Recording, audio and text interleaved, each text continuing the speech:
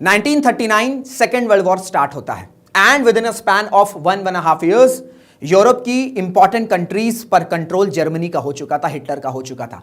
चाहे हम पोलैंड की बात कर लें, चाहे हम डेनमार्क की बात कर लें, हम नॉर्वे की बात कर लें, हम लग्जमबर्ग की बात कर लें, हम यूगोस्लेविया की बात कर लें, ग्रीस की बात कर लें, या फिर हम फ्रांस की बात कर लें। एंड 1940 आते आते ग्रेट ब्रिटेन के साथ एयर बैटल चल रहा था एंड 1941 में हिटलर सुप्रीम कमांडर जर्मनी का डिसीजन लेता है, एक ऑपरेशन लॉन्च करता है, दैट इज ऑपरेशन बारबरोस, जिसके तहत सोवियत यूनियन पर इन्वेजन होगा। अब चाहे हम बैटलफील्ड की बात करें या फिर हम क्रिकेट फील्ड की बात करें, एक टैक्टिकल डिसीजन या तो आपकी हारी हुई बाजी आपको जिता देता है या आपकी जीती हुई बाजी आपको हरा देता है। ऑपरेशन बारबरोस भी हिटलर के लिए कुछ ऐसा ही टर्न अराउंड हुआ।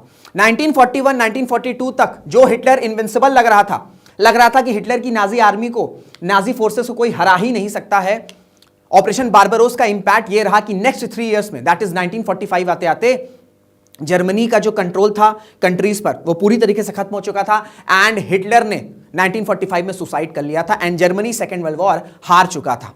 सो ऑपरेशन बारबरोस को डीकंस्ट्रक्ट करेंगे हम, हिटलर और स्टालिन की मिलिट्री लीडरशिप को डीकंस्ट्रक्ट करेंगे, साथ ही साथ सोवियत यूनियन पर इन्वेजन का डिसीजन क्यों लिया गया इसको भी समझेंगे एंड कुछ ब्लडीएस्ट बैटल को भी समझेंगे जो ऑपरेशन बारबरोस के टाइम हुआ। चाहे हम बैटल ऑफ स्टालिनग्राड की बात कर लें या फिर हम 900 डेज सीज ऑफ लेनिनग्राड की बात कर लें। हेलो नमस्कार, this is Rishabh Singh and you watching Shriram's IAS. और आज का जो सेशन है वो बहुत इंपॉर्टेंट सेशन है, एक बहुत वर्ल्ड हिस्ट्री का एक बहुत इंपॉर्टेंट टॉपिक है जिसका नाम है ऑपरेशन बारबरोस। और ऑपरेशन बारबरोस को लेकर यह बोला जाता है कि यह कहीं ना कहीं हिटलर की बिगेस्ट मिस्टेक रही थी, हिटलर की सबसे बड़ी भूल कहीं ना कहीं ऑपरेशन बारबरोस साबित हुआ था। तो इसी को डीकंस्ट्रक्ट करेंगे कि ऐसा क्या फेलियर यहां पर हो गया, किस तरीके से हिटलर जो ऑपरेशन बारबरोस स्ट्रैटेजिक गेन्स के लिए स्टार्ट किया था वो एक सिंबॉलिक वॉरफेयर में कन्वर्ट हो चुका था एंड 1943 1944 आते आते खुद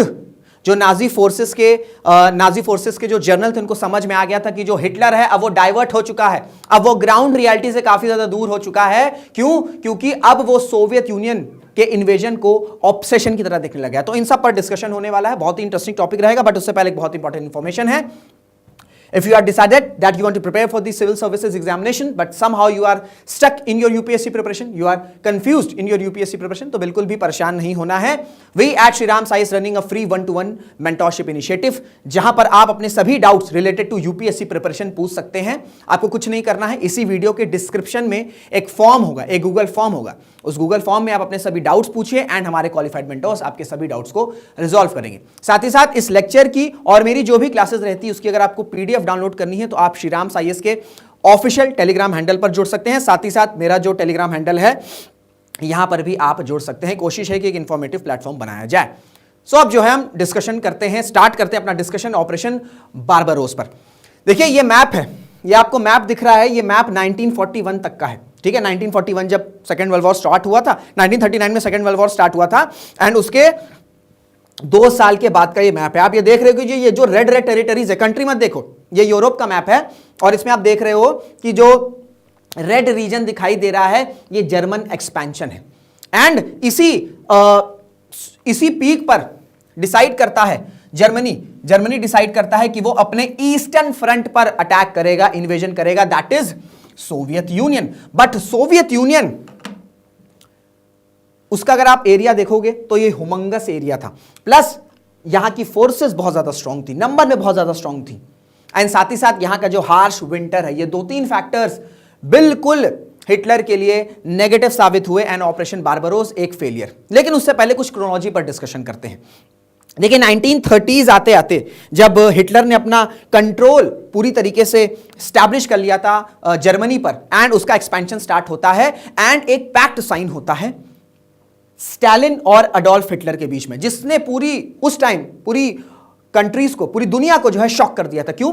क्योंकि एक म्यूचुअल नॉन अग्रेशन पैक्ट जो है वो साइन होता है सोवियत यूनियन और किसके बीच, और हिटलर के बीच, दैट इज जर्मनी के बीच में। एंड इसमें यह था कि ये जो दोनों कंट्रीज हैं ये एक दूसरे पर एग्रेशन नहीं करेंगे। ठीक है, एंड इस पैक्ट में एक साइलेंट क्लॉज भी था। ठीक है, एक सीक्रेट, साइलेंस नहीं, एक सीक्रेट क्लॉज था कि जो पोलैंड है, ये आपको मैप में पोलैंड दिख रहा है, पोलैंड के इन्वेजन से ही सेकेंड वर्ल्ड वॉर स्टार्ट हुआ था।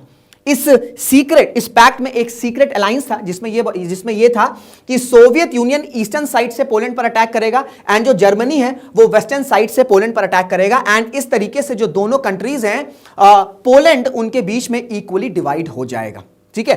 एंड इसके बाद जब सेकेंड वर्ल्ड वॉर स्टार्ट हुआ तो मैंने आपको बता चुका हूं, चाहे हम लग्जमबर्ग की बात कर लें, हम नॉर्वे की बात कर लें, हम ग्रीस की बात कर लें, इवन फ्रांस को कुछ ही हफ्तों में, फ्रांस की कैपिटल अगर हम पेरिस की बात करें, कुछ ही हफ्तों में जो नाजी फोर्सेस है वो फ्रांस की कैपिटल पेरिस में लैंड कर चुकी थी। एंड सिर्फ अगर हम बात करें ग्रेट ब्रिटेन, ठीक है, ग्रेट ब्रिटेन, ये आपको ग्रेट ब्रिटेन दिख रहा है, 1940 आते आते ग्रेट ब्रिटेन के साथ एयर बैटल चल रही थी, क्योंकि ऑब्वियसली बात है जो ग्रेट ब्रिटेन है वो यूरोप के मेनलैंड से जो है वो डिस्टेंट है, अलग है, तो इस वजह से यहां पर एयर बैटल चल रही थी। एंड इसी एयर बैटल के दौरान 1941 में Hitler decided that Nazi forces will invade in Soviet union, ठीक है। अब देखिए 1939 सेकेंड वर्ल्ड वॉर जो है स्टार्ट होता है पोलैंड के इन्वेजन के साथ। अब क्या हुआ, अगर हम स्टालिन की बात करें, उस टाइम अगर हम स्टालिन की बात करें तो स्टालिन को बिल्कुल भी ये अंदाजा नहीं था कि जो हिटलर है या जो नाजी फोर्सेस हैं वो सोवियत यूनियन पर अटैक करेंगे। इवन ब्रिटेन ने इंटेलिजेंस प्रोवाइड करी, ठीक है, ब्रिटेन ने इंटेलिजेंस प्रोवाइड करी, साथ ही साथ इनके जो आर्मी जनरल्स थे इन्होंने जो है इंटेलिजेंस प्रोवाइड करी, और सभी इंटेलिजेंस को रिजेक्ट करते हुए स्टालिन का यह था कि नहीं, अभी पैक्ट साइन हुआ है और ऐसे में जो हिटलर है वो अभी जो अग्रेशन है या जो इन्वेजन है वो नहीं करेगा। इंटेलिजेंस आ रही थी, इवन ऑपरेशन बारबरोस के एक दिन पहले तक इंटेलिजेंस मिल रही थी कि सोवियत यूनियन जो नाजी फोर्सेस हैं वो सोवियत पर इन्वेजन करने वाले हैं, क्योंकि एक बहुत बड़ा फोर्स का जो मोबिलाइजेशन है वो ईस्टर्न फ्रंट की तरफ जा रहा है। बट इसके बाद भी जो स्टालिन है ये इन सब को रिजेक्ट कर रहा था। उसके पीछे कुछ रीजन थे। सबसे पहला रीजन ये था कि स्टालिन को ये लग रहा था कि एक तो ऑलरेडी अभी ग्रेट ब्रिटेन के साथ जो हिटलर है वो इन्वॉल्व है, ऐसे में नया फ्रंट खोलने का कोई मतलब है नहीं। साथ ही साथ स्टालिन और हिटलर में ये नॉन एग्रेशन पैक्ट भी साइन हुआ था, प्लस ये जो नाजी फोर्सेस थी इनकी डिपेंडेंसी सोवियत के कुछ इंपॉर्टेंट रिसोर्सेस पे थी, जैसे आपका सोवियत ऑयल हो गया, रिसोर्सेस हो गए, मेटल हो गए। तो इन सब वजहों से स्टालिन का टेक ये था कि अभी जो है नाजी फोर्सेस है या जो हिटलर है वो सोवियत पर अटैक नहीं करेंगे। प्लस जो ब्रिटिश इंटेलिजेंस आ रही थी, स्टालिन को ये लग रहा था कि शायद जो ब्रिटेन है वो कहीं ना कहीं सोवियत का सपोर्ट चाहता है, इस वजह से वो इस तरीके कुछ टैक्टिक्स कर रहा है। सो इस वजह से सभी इंटेलिजेंस को रिजेक्ट करते हुए स्टालिन को लग रहा था कि अटैक नहीं होगा। बट इवेंचुअली जो ऑपरेशन बारबरोस है वो लॉन्च होता है 22 जून 1941 को। हिटलर जो है वो सोवियत को इन्वेड कर देता है। अब इसके पीछे एक लॉजिक है, आपको समझना होगा कि हिटलर की मेंटालिटी क्या है या हिटलर की मेंटालिटी क्या थी, क्यों उसने सोवियत यूनियन पर इन्वेजन किया। अगर हम मैप पर देखें, ठीक है, अगर आप मैप देखोगे तो सोवियत यूनियन इतना बड़ा ह्यूमंगस एरिया है, जितना बड़ा एरिया होगा, ठीक है, जितना बड़ा एरिया होगा वहां पर उतने ज्यादा रिसोर्सेज होंगे, ठीक है, वहां पर उतने ज्यादा मेटल्स होंगे, ठीक है, मतलब एक लग्जरी रहेगी, एरिया बड़ा है, रिसोर्सेज बड़े हैं। तो ऐसे में जो हिटलर था, हिटलर की अब आप थॉट प्रोसेस सोचिए, हिटलर की थॉट प्रोसेस ये थी कि जो जर्मन्स हैं, जो एथनिक जर्मन्स हैं, ठीक है, जो एथनिक जर्मन्स हैं वो ही डिजर्व करते हैं इतना बड़ा ह्यूमंगस एरिया एंड वहां के जो रिसोर्सेज हैं, सो दैट वो नेचुरली डेवलप कर सके। प्लस साथ ही साथ जो एथनिक जर्मन्स हैं वो सबसे सुपीरियर है एंड इसी वजह से इस तरीके की अगर कोई एरिया है, इस तरीके के रिसोर्सेस हैं तो वो सिर्फ और सिर्फ जर्मन्स के पास ही होनी चाहिए। साथ ही साथ एक थॉट प्रोसेस ये भी था जो नाजी फोर्सेस हैं, जो हिटलर हैं, कि हिटलर के लिए यूरोप में या इस इंटायर वर्ल्ड में कोई सबसे बड़ा जो थ्रेट है वो सोवियत है, ठीक है, वो सोवियत आर्मी है, वो सोवियत यूनियन है। इसी वजह से आप देखोगे कि जर्मन्स, ठीक है, जब 1930s में हिटलर ने अपना कंट्रोल जो है वो स्टैब्लिश कर लिया था जर्मनी में, तो वहां पर स्कूलिंग में, क्योंकि आप सबको पता है सेकेंड वर्ल्ड वॉर में जो ज्यूज का हॉलोकास्ट हुआ, इतना हुमंगस, इतना ब्रूटल जो ज्यूज का हॉलोकास्ट हुआ, वो हिटलर ने कैसे कर लिया। उसका एक इंपॉर्टेंट एस्पेक्ट था प्रोपेगेंडा। वो एक बहुत बढ़िया ओरेटर था। तो इसी तरीके से सोवियत के स्कूलिंग में जर्मनी के जर्मन्स की स्कूलिंग में ये बताया जाता था कि ये जो इतना बड़ा एरिया है सोवियत का वो आपके लिए ही है, प्लस जो सबसे बड़ा थ्रेट है जर्मन्स के लिए, जर्मन्स की सक्सेस के लिए वो कहीं ना कहीं सोवियत है, इसके अलावा और कोई थ्रेट नहीं है।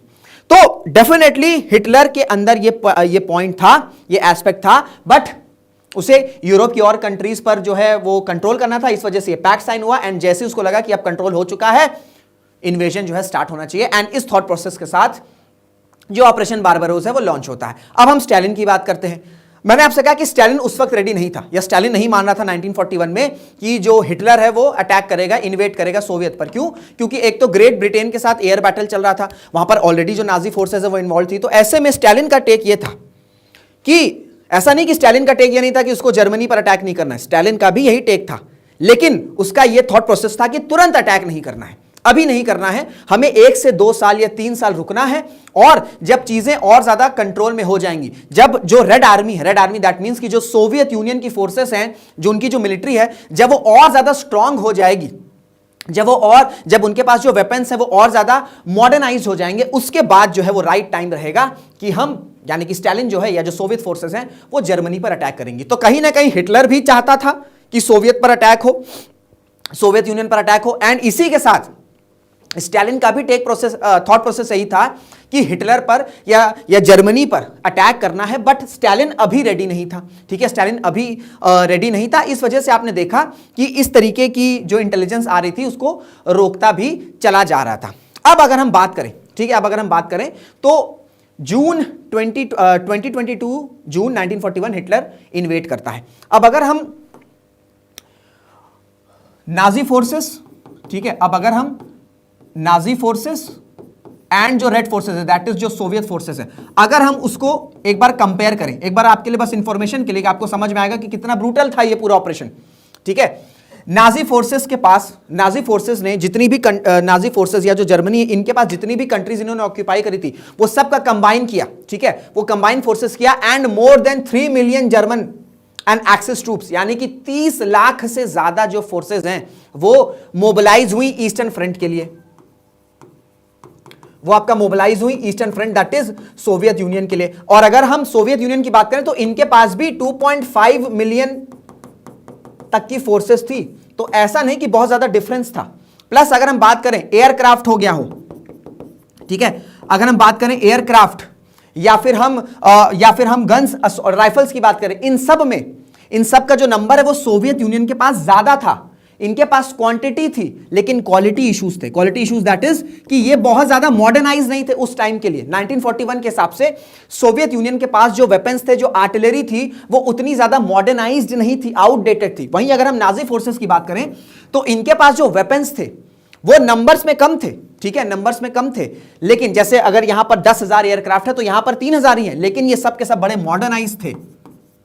ठीक है, ये सब के सब मॉडर्नाइज थे। तो कहीं पर भी आप कंपेयर करोगे क्वालिटी वर्सेस क्वांटिटी में, जीत हमेशा क्वालिटी की ही होती है। इस वजह से इनिशियली जब जून 1942 में, ठीक है, सॉरी जून 1941 में जब ऑपरेशन बारबरोस लॉन्च हुआ तो इनिशियली जो सक्सेस थी वो नाजी फोर्सेस को मिली, क्योंकि जो सोवियत फोर्सेस थी वो रेडी ही नहीं थी। प्लस इनकी जो फोर्सेस थी वो बहुत ज्यादा इस तरीके से स्ट्रांग भी नहीं थी, उस समय इतनी स्ट्रांग नहीं थी compare to Nazi forces. Plus अगर हम सोवियत की सोसाइटी को देखें तो सोवियत की सोसाइटी उस टाइम स्टालिन पावर में था, स्टालिन ने काफी रेगुलेट किया हुआ था। ठीक है, टाइटली रेगुलेटेड सोसाइटी थी, टाइटली रेगुलेटेड सोसाइटी थी। एंड इस वजह से क्या होता था कि कोई भी पॉलिटिकल अपोनेंट या इवन जो उनके आर्मी जनरल्स थे उनको भी प्रिजन में बंद कर दिया जाता था। तो आर्मी का नंबर बहुत ह्यूमंगस था सोवियत आर्मी के पास, बट उनके पास मिलिट्री लीडरशिप की इश्यूज थे उस वक्त जब ऑपरेशन बारबरोस स्टार्ट हुआ।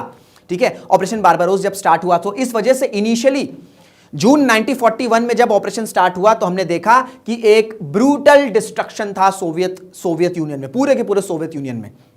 ठीक है, जो उनकी फोर्सेस थी वो रेडी ही नहीं थी, और जो नाजी फोर्सेस आ रहे थे, नाजी फोर्सेस ने सिंपली जो है टैक्टिक्स अप्लाई किया कि वो क्या कर रहे थे, इनके जो टैंक्स थे, टैंक्स आगे बढ़ रहे थे, साथ ही साथ जो ये लोग जो इनके लुफ्ताफे एयर बोम्बार्डमेंट कर रहे थे, दैट इज कि एयर फोर्सेस आ रही हैं वो बोम्बार्डमेंट करती चली जा रही हैं। एंड इससे क्या हो रहा है कि जो लैंड ट्रूप्स हैं, जो आर्मी ट्रूप्स हैं, वो डिस्टेंस कवर करते चले जा रहे हैं। क्यों? क्योंकि उनका आधा काम जो है वो एयर बॉम्बार्डमेंट से हो रहा है। इस वजह से इनिशियली बड़े लेवल पर सक्सेस मिला। ठीक है, इनिशियली बड़े लेवल पर सक्सेस मिला। और अगर मैं बात करूं on the first day of attack alone the air bombardment manage to shoot down more than 1000 Soviet aircraft. मतलब एक दिन में एक दिन में ही ऑपरेशन जब लॉन्च हुआ तो 1000 सोवियत एयरक्राफ्ट जो हैं वो ऑलरेडी डिस्ट्रॉयड हो चुके थे। एंड जो सोवियत फोर्सेस थी उनको समझ में नहीं आ रहा था कि किस तरीके से इस मॉडर्नाइज्ड नाजी फोर्सेस को रोका जाए। सो इस वजह से इनिशियली काफी सक्सेस मिल रही थी।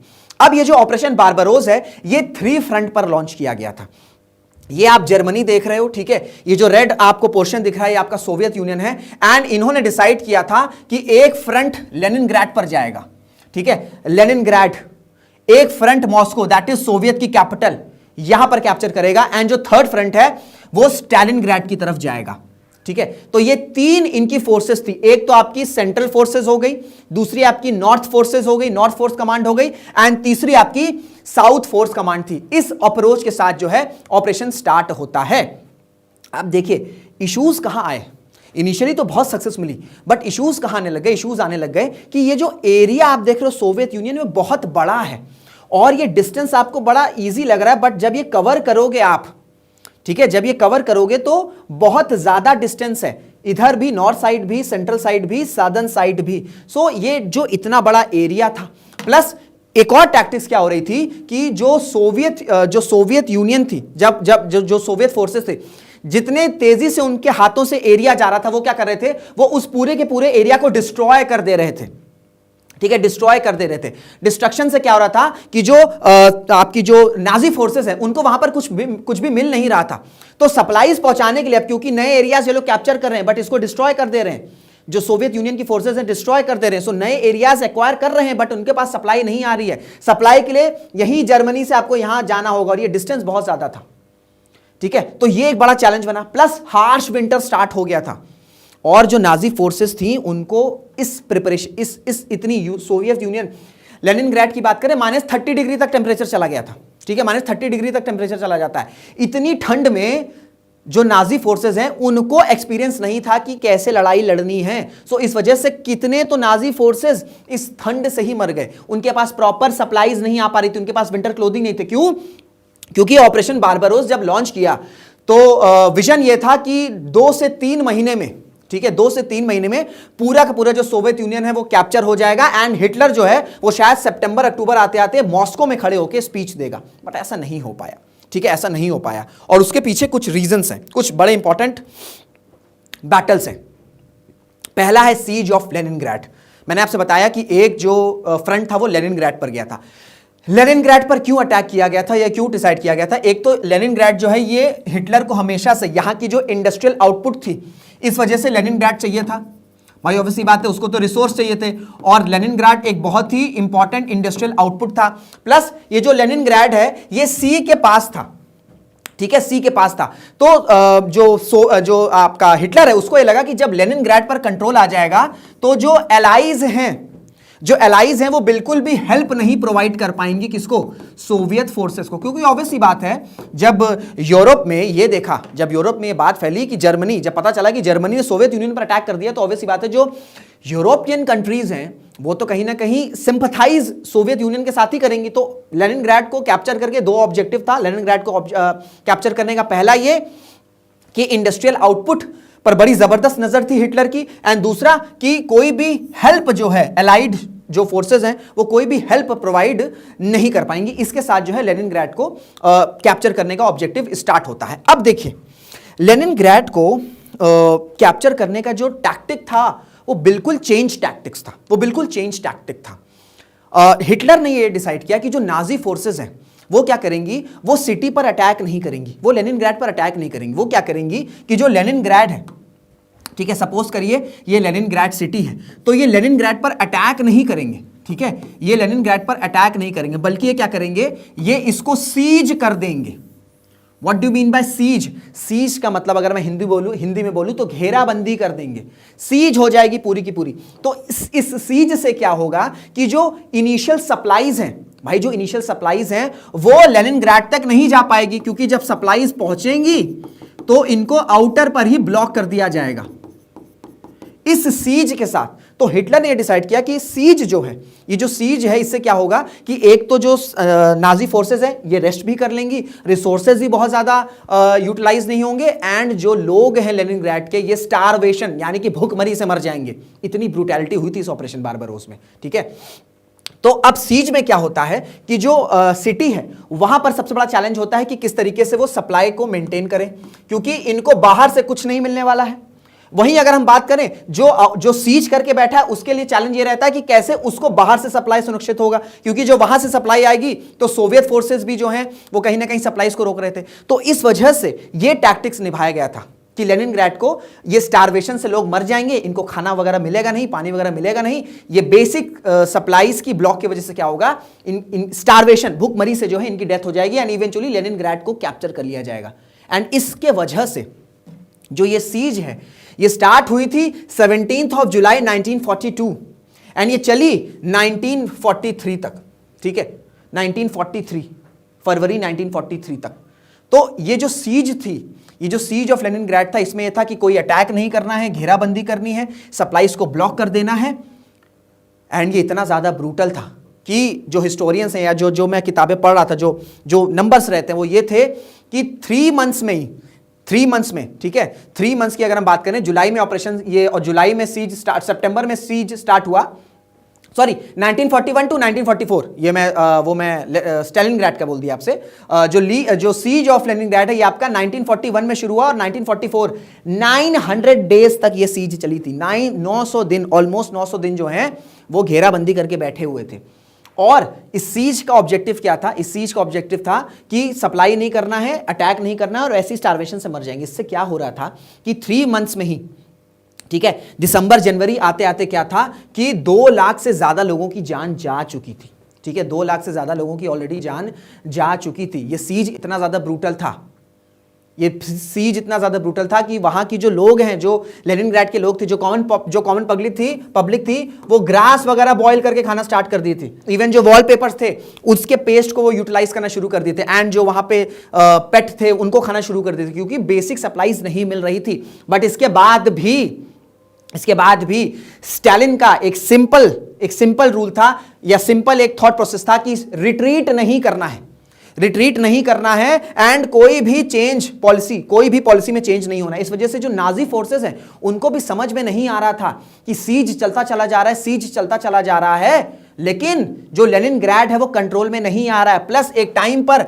सप्लाई की प्रॉब्लम्स फिर नाजी फोर्सेस को भी होने लगे थे, क्योंकि अब विंटर से स्टार्ट हो चुके थे तो उनको भी ठंड लग रही थी, ठीक है, उनके पास भी बेसिक सप्लाईज के चैलेंजेस होने लग गए थे। सो ये जो सीज ऑफ लेनिनग्राड था ये 900 डेज तक सिर्फ इसी वजह से चल गया क्योंकि वहां की जो पॉपुलेशन थी, जो सोवियत का रिजॉल्व थे, जो सोवियत की पॉपुलेशन थी उनका रिजॉल्व इतना ज्यादा स्ट्रांग था कि ये 900 डेज तक चला गया। तो लेनिनग्राड का ये जो ऑब्जेक्टिव था कि इनको घेराबंदी कर दिया जाएगा एंड स्टारवेशन से मर जाएंगे, ये बैकफायर किया कहीं ना कहीं नाजी फोर्सेस को ही। सिविलियंस की जानें जा रही थी, लेनिनग्राड में सिविलियंस की जानें जा रही थी, लेकिन चेंज ऑफ पॉलिसी नहीं हो रही थी। स्टालिन का बिल्कुल स्टालिन ने हालांकि कोशिश करी कि हम किसी तरीके से लेनिनग्राड में सप्लाईज पहुंचा सकें, बट ऐसा नहीं हो पाया क्योंकि काफी अच्छे से फोर्टिफाई करके बैठे हुए थे नाजी फोर्सेस। सो इस वजह से ये जो सीज है ये चलती चली गई ये 900 दिन तक चला गया। एंड ये जो लेनिनग्राड का सीज था कहीं ना कहीं वो बहुत बड़े लेवल पर बैकफायर किया था, क्योंकि नाजी फोर्सेस की भी लॉसेस बहुत बड़े लेवल पर हो रहे थे। लेनिनग्राड की जो पॉपुलेशन थी वहां पर तो इंपैक्ट हो ही रहा था।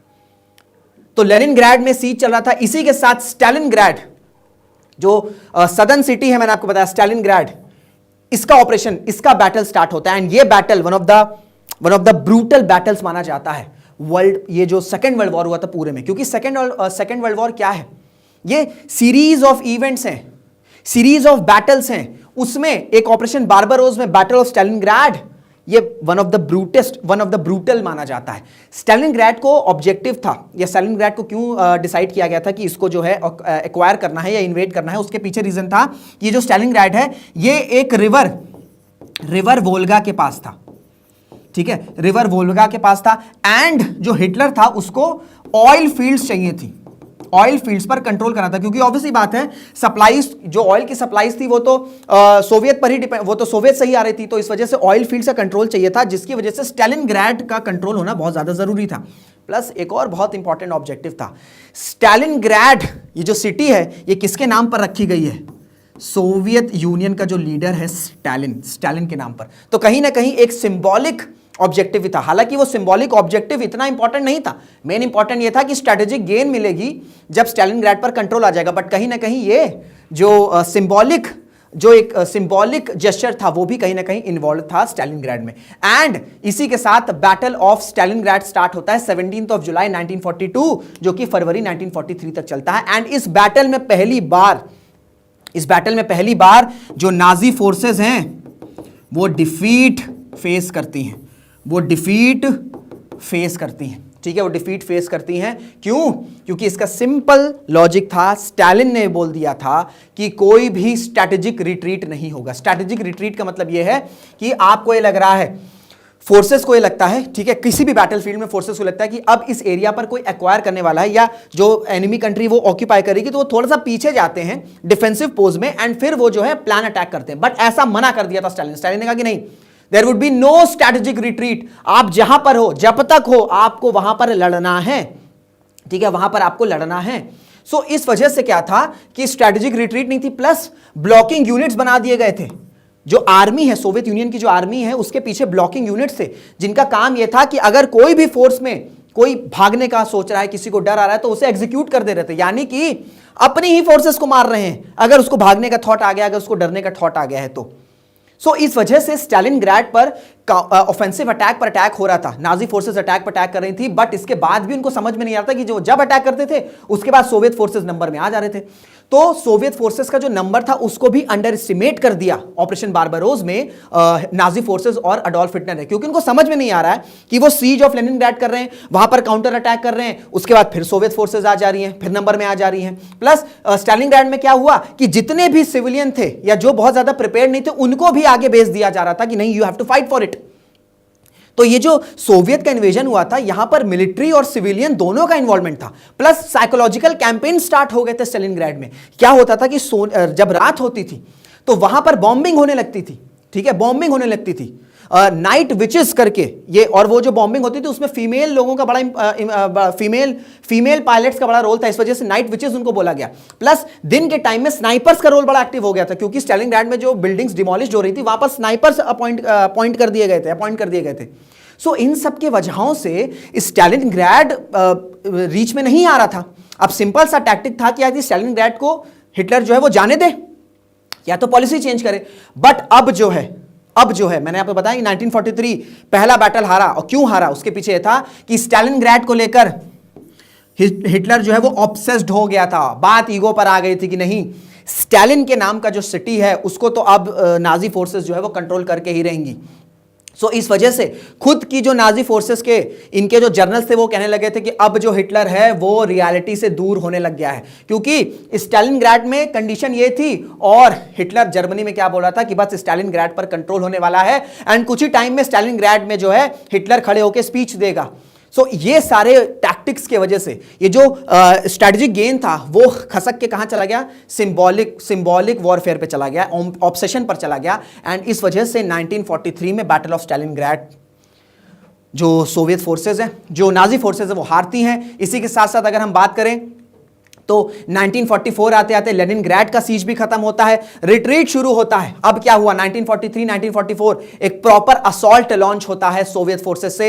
एंड जो ऑपरेशन बारबारोस में इन्होंने टेरिटरी एक्वायर करी हुई थी, अब जो जर्मन फोर्सेस हैं वो वेस्टवर्ड जाना स्टार्ट करती हैं, यानी कि जर्मनी की साइड जाना स्टार्ट करती हैं। एंड 1945 आते आते फिर allied forces, combined allied forces जो हैं ये ये नाजी फोर्सेस पर अटैक करती हैं। एंड 1945 में क्या होता है, 1945 में हमने देखा कि किस तरीके से, ठीक है, जो सेकेंड वर्ल्ड वॉर है खत्म होता है एंड इवेंचुअली जो हिटलर है वो सुसाइड कर लेता है। ऑपरेशन बारबारोस ये बोला जाता है कि हिटलर की सबसे बड़ी भूल थी, क्योंकि इस ऑपरेशन ने सेकेंड वर्ल्ड वॉर की पूरी टाइड ही चेंज कर दी। एंड जो हिटलर एक टाइम पर इनविंसिबल लग रहा था, इसको लग रहा था कि कोई नहीं हरा सकता है, वो बुरी तरीके से हारा एंड इवेंचुअली उसे सुसाइड करना पड़ा। तो ये था पूरा डिस्कशन ऑपरेशन बारबारोस पर। ये हमारी नई सीरीज है ब्रेकडाउन, जहां पर हम ट्राई करते हैं कि इस तरीके के इंपॉर्टेंट टॉपिक्स आपको इन डेप्थ तरीके से समझाएं, सो दैट आपकी क्लैरिटी, आपका नॉलेज काफी ज्यादा क्लियर हो, जो आपके एग्जाम एंड जो बेसिक नॉलेज है उसके लिए, दोनों के लिए काफी ज्यादा रेलेवेंट रहेगी। अगर ये वीडियो आपको इन्फॉर्मेटिव लगी, हेल्पफुल लगी, तो इसे आपको लाइक करना है, इसे आपको शेयर करना है, एंड अगर चैनल पर नए हैं तो चैनल को सब्सक्राइब जरूर से कर लेना है। इसी के साथ इस वीडियो को एंड करते हैं। Till then, this is Rishabh Singh signing off. जय हिंद, जय भारत।